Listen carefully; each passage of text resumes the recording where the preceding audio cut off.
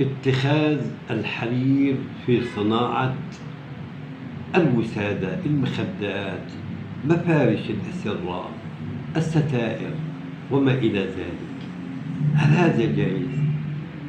هذا أولا لا حرمة فيه،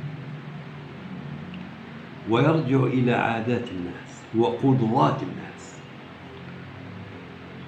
هناك من الأسر عندها من الثراء ما عندها،